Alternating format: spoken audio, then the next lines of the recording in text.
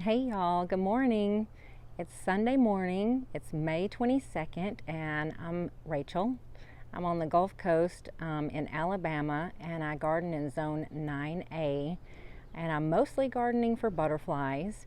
And this week I've been having so many good gardening adventures. I've had some butterflies to release and some to just chase around the garden. And I've planted some things and I've yanked some things out, and I've just been having a lot of fun. So I can't wait to show y'all what's been happening, and I can't wait to find out what's been going on in y'all's gardens. I'm kind of waiting for this New Guinea sun patient right here to fill in a little bit. It's going to get big, and I've been a little impatient with it because I'd bought something to put in that space and then it just didn't go.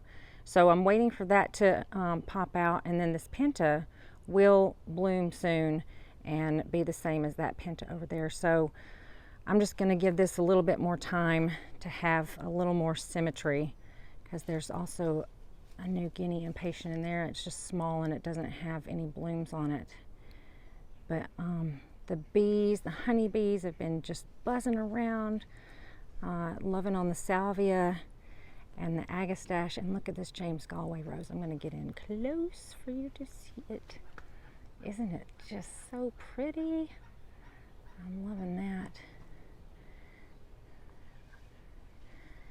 I haven't mentioned the cup and saucer vine in a while, but I'm about to show it to you. It's down here at the base of this right here. Oh, and it doesn't have any blooms on it, but it hasn't died yet. It's been chewed on by some things. But so that cup and saucer vine, I started it from seed, and I can't wait to show y'all what the blooms are going to look like. I have some black spot on my roses.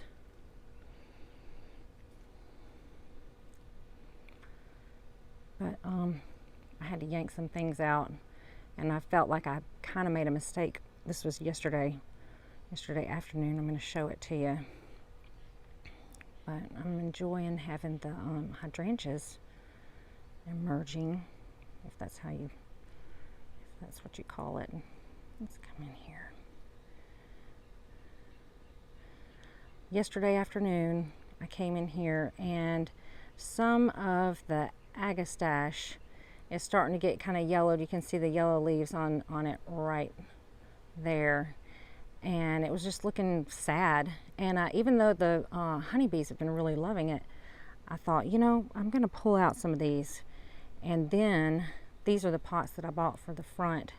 I thought, well, I'll just put these little yellow, bratty yellow things right here. And now that I've pulled out some of this stuff, some of the things that was under might have an opportunity to actually grow, like these New Guinea sun patients. And then I have a ton of vinca seedlings that also could come up. So let's come in here. And then I got that blew my mind morning glory, and put that in that pot. And I'm hoping that what will happen is it'll grow over the sides and you won't be able to see it anymore. But so now there's just like this space here, and it looks kind of awkward. Makes me kind of want to pull out the rest of it, but they're loving it so much.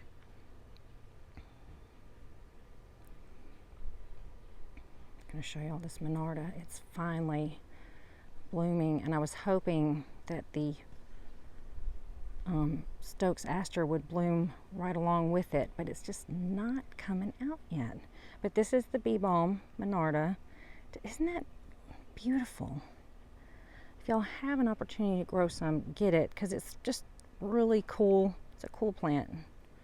And then I've got this coneflower here, and that salvia, I think it's magenta something. I planted back in the back in that pot right there, I planted a clematis.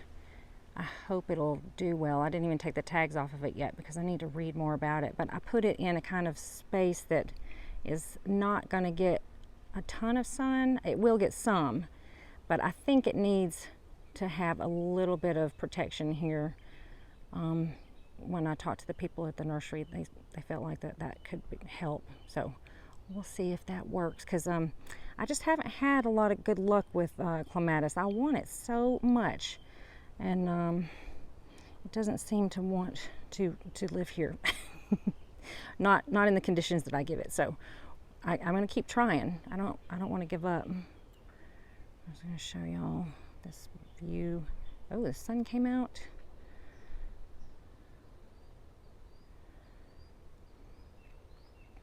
I've been seeing quite a few giant swallowtail butterflies.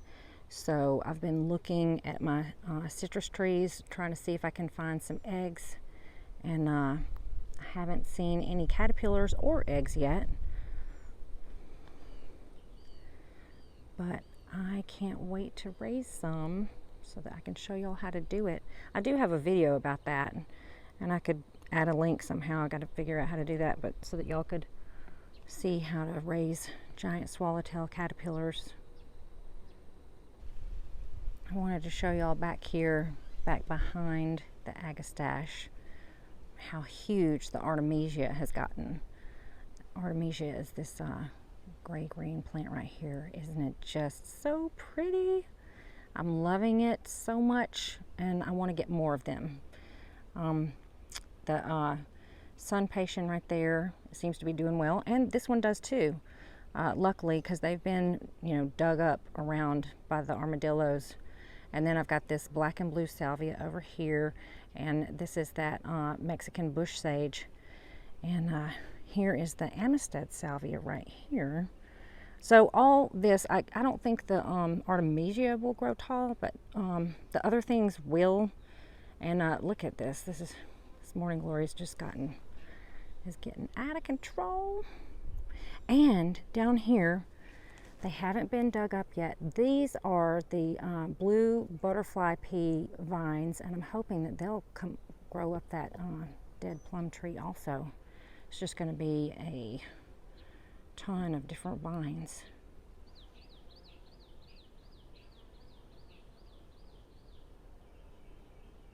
Can y'all hear the bees? I don't know if you can hear them, but this agastache is just alive with all kinds of bees. Honeybees, bumblebees, bees that I don't even know the names of. Just tons of them. They really love it.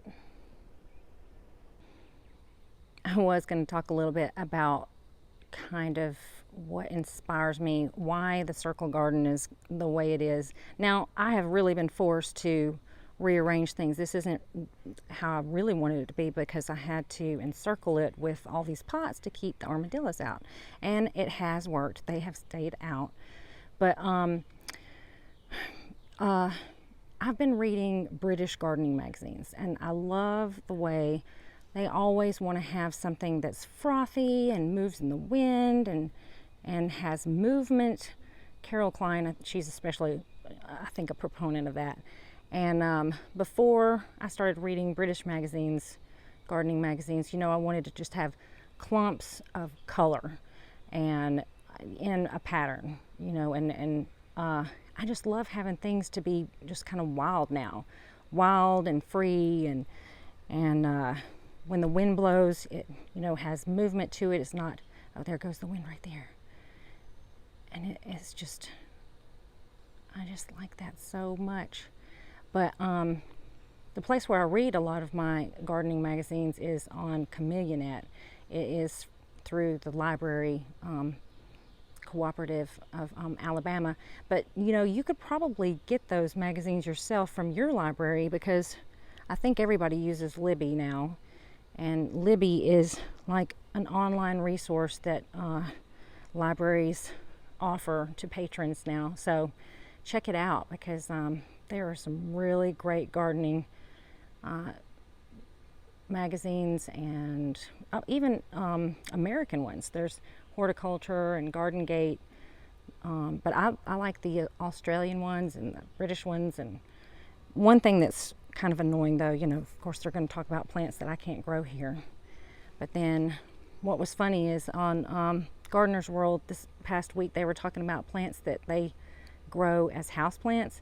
And I've got them growing like all over my yard outside, and they're just common to me, you know. So it was cool to see the difference between, you know, what they feel like is exotic and what I feel like is exotic. Y'all, I've got a poppy. Look at it, poppy flower right here, and I think it's a Lauren's grape. This seed I sowed in, I think it was like early December, maybe late December. I really think if you want to have poppies, you probably need to sow the seeds in October. I think I should have done it earlier. But I am so excited about this because I didn't expect to have any at all. But isn't it just a sweet little flower? And look, there's another bud right here. And I'm so surprised because I think they like cool weather. And it's about to get super hot here, so I'm so thankful that this one opened up. Look at this, y'all. I have another, I think it's going to be Lauren's grape that's going to pop out right here. Lauren's grape poppy flower. I am so surprised. I did not expect them to keep growing through the heat. I mean, it hasn't gotten super hot yet, but I didn't expect them to like that. And I'm glad that they're finally blooming because, you know, once the temperatures start to ratchet up, I know these poppies are just going to just frizzle up and die. Also, aren't you loving all these colors? Aren't they fun? I am getting such a kick out of it. This magenta salvia, and this is some sort of salvia. I don't know the name of it. That purple one right there, and then that's Choreopsis tick seed, and this is Plumbago. I got it because I wanted some blue, and I had never grown it before, so I bought it last year, and it's gotten kind of tall, and I had to cut it back. So it really likes living here. And there's the Plumbago over there. I would recommend it, growing it. And this is the wild petunia that it's growing next to. So it's kind of a pale purple with the blue and then the purple there.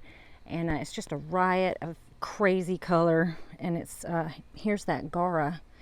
I love Gara because it looks like, you know, little butterflies on these little stems, and when the wind blows, it's just so cheerful and happy.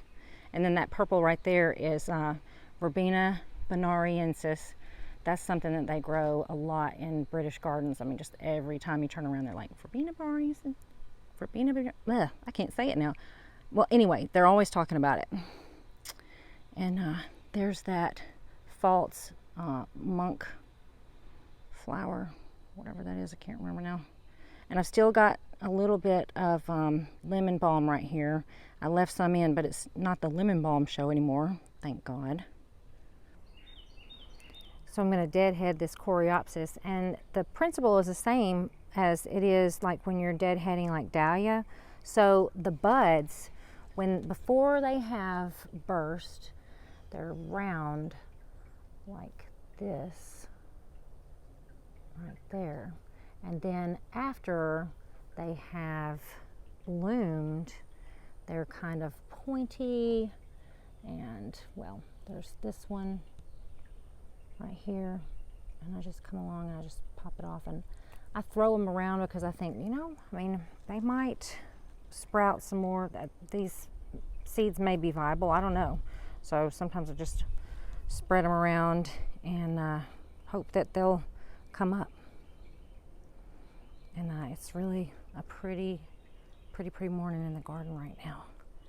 There are so many bees buzzing around. I got a few more pots to salvage some of my plants, and it's going to be a good day.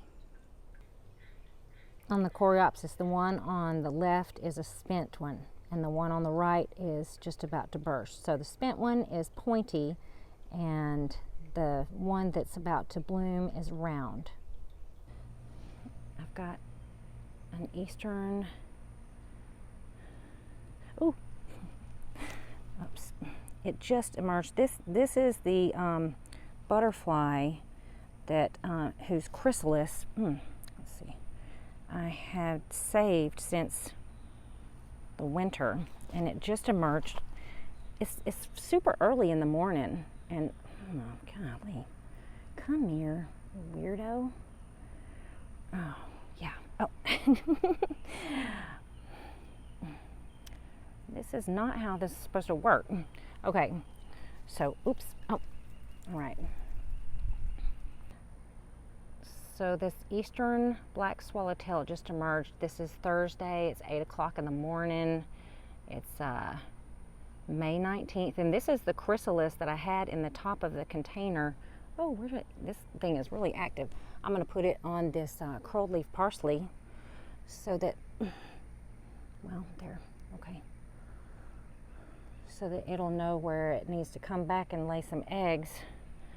But wow, this one wants to go. I don't know how long it's been. I don't know how long it's been since this butterfly emerged, but wow, he is moving, or she. I'm not really sure whether it's a boy or a girl. Look at how pretty it is, though. Oh, just twist it like this. Okay. Oh, yeah. That's an eastern black swallowtail. I've saved this chrysalis for months now. I didn't really expect it to emerge, but I'm going to put it on the curled leaf parsley. I have to run and go to work, so I can't stay out here and play with this thing all day. Well, maybe I can stay out here and play with it all day. Isn't it pretty? Did y'all know that butterflies taste with their feet? So luckily I haven't put lotion on this morning, because this butterfly would be saying, ugh, that's nasty. That does not taste good. But I'm about to put it on this curled leaf parsley and go to work. Y'all have a great day.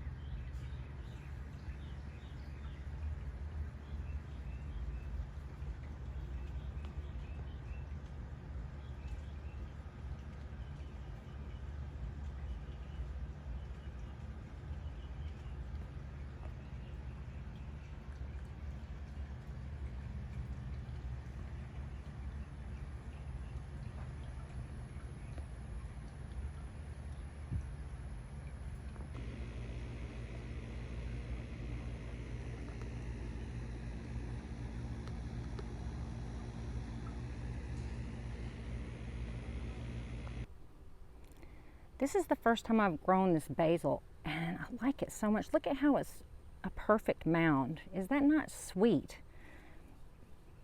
I've got one right here, and look, this is that diamond frost euphorbia, and then I've got one right here, and it's blooming.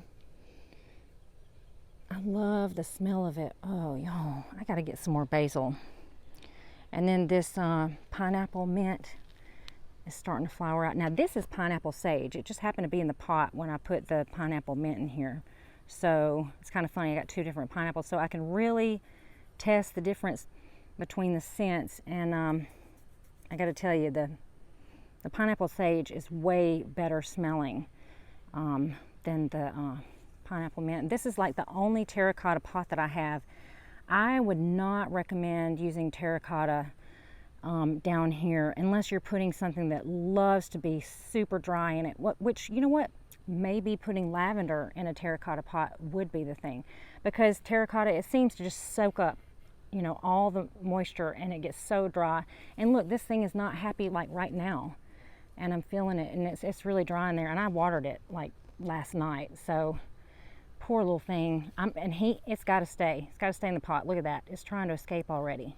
Naughty. But I can't believe it, I'm still keeping this lavender alive. And that reminds me, I've got another lavender that I planted somewhere else that I haven't talked about. I'm going to go show it to you. So this is a high and dry kind of space, and it is on the west side of the house, so it doesn't get a lot of sun during the day, but as soon as it, you know, the sun comes high in the sky and goes over, it gets the hot afternoon sun, and I think it's doing really well. So I'm hoping this one will bloom, because I have another phenomenal and I might have to dig it up and put it over here. If this one seems to do well, I might save it because it's in kind of a shady area. This is a view of that Artemisia and all those goodies from the other side. And here's my little path that I can hardly get through now. I mean, I can't even walk on the stones because this Amistad salvia has overgrown it, and then the agastache. So I have to come through here and squeeze through the bees and the. Let's see if you can hear that.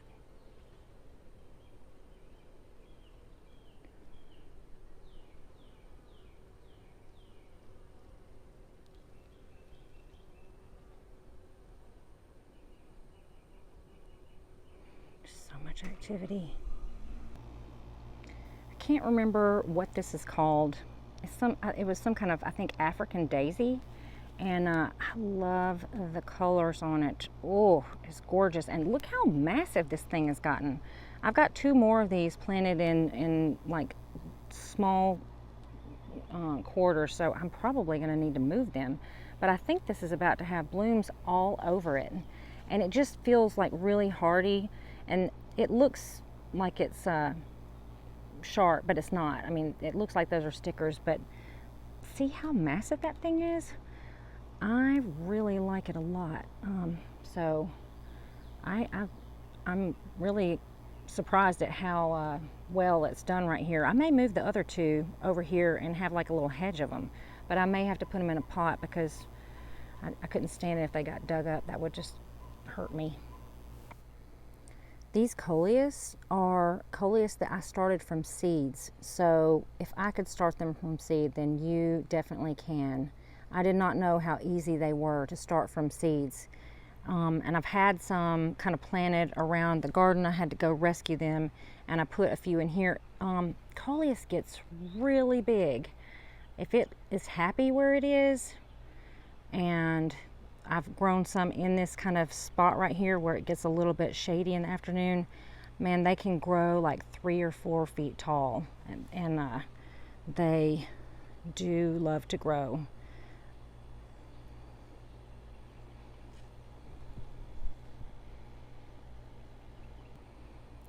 I was hoping that it wouldn't be too early for butterflies and that maybe y'all could see some flitting around this morning. I've got some dragonflies, but no butterflies as yet. We're supposed to get some rain this afternoon, so I'm not watering this morning. Normally that would be a thing that would have to happen. But you can see right here along this edge, now that I've torn this agastache out, I think it's going to be cool. I think it's going to give these things an opportunity to grow if they don't get dug up by an armadillo. And I like the little pops of bratty yellow. That makes me happy. You can kind of see the path right there.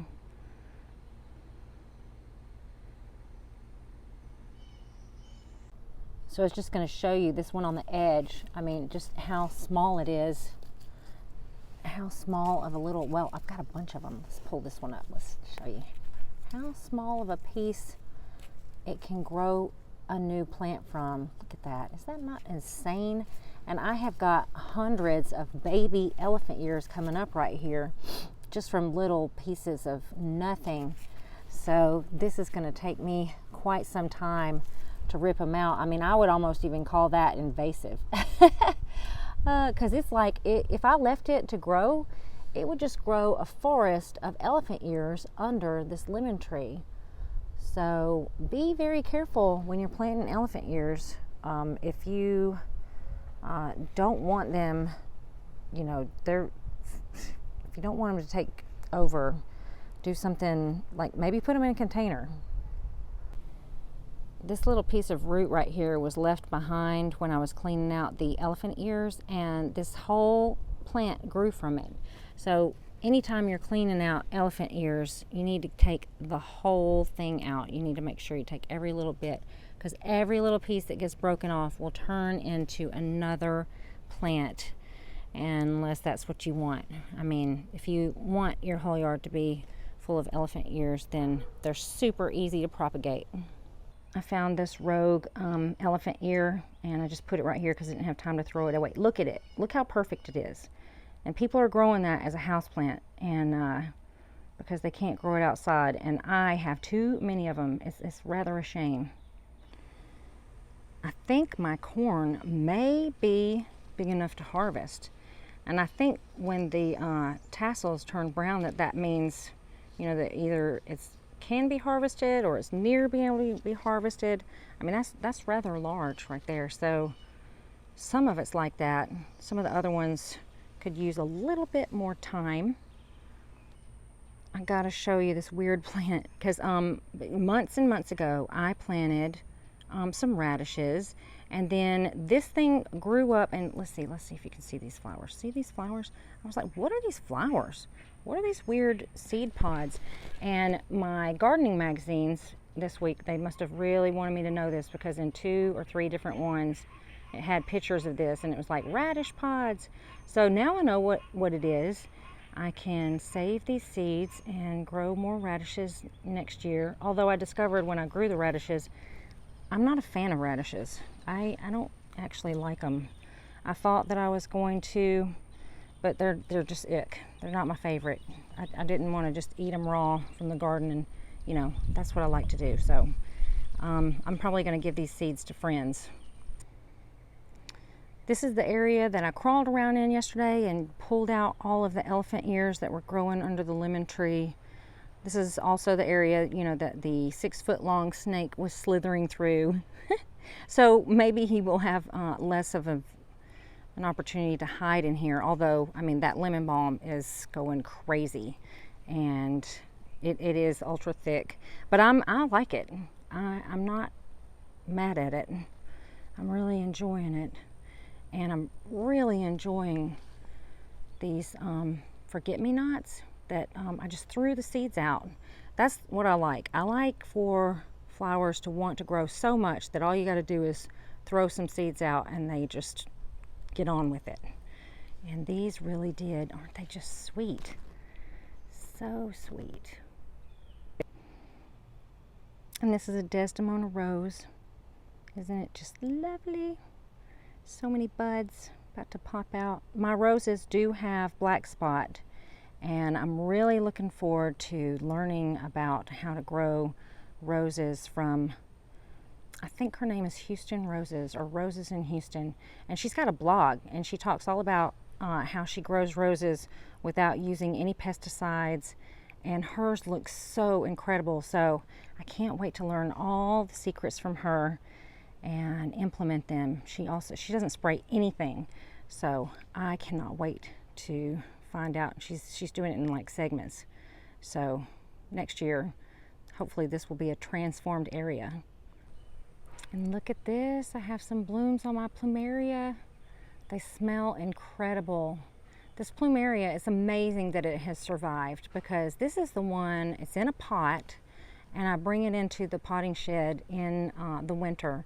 And but the thing that's amazing about it is we had a terrible hailstorm, and it got hit really hard by hail, and you can see how it just was extremely damaged by the hail. And I had to take some of its limbs, and I planted them in the front yard, and so I have a Plumeria tree there too from this one. These are the flowers that they make leis from in Hawaii. There's another name for it, and right now I can't think of it, but yeah. Oh, frangipani, if that's how you pronounce it. But yeah, it's Plumeria. Caladiums are super easy to grow down here. I bought some several bags of them. I don't think they call them bulbs, and I don't know if they call them corms, but whatever it is, I bought several bags of them, and I planted them in the front yard amongst the hydrangeas, and nothing happened for, I don't know, a long time. I felt like it was a long time, and I thought, oh, that was just a waste. And then they started coming up, and they're in all different colors, And it's just fun to see them. They bring a lot of color to the garden. But they're grown as houseplants in England. But here, caladiums grow outside. Also, these caladiums I planted last year and they came up. And then, you know, when they died off, I cut them down to the ground and I didn't expect to ever see them again. And here they are again. So it's exciting that they've come back for a second year. And this is, you know, my first real adventure with them. So I'm learning as I go. But here's that other Plumeria. And I've got ferns and elephant ears and this Plumeria. And I also planted, this year I planted some more salvia and Mexican bush sage all along this area. This area doesn't get as much shade as it used to, and so these poor hydrangeas really do kind of suffer in the afternoons in this spot. And I thought about moving them, but gosh, they just look so happy right now.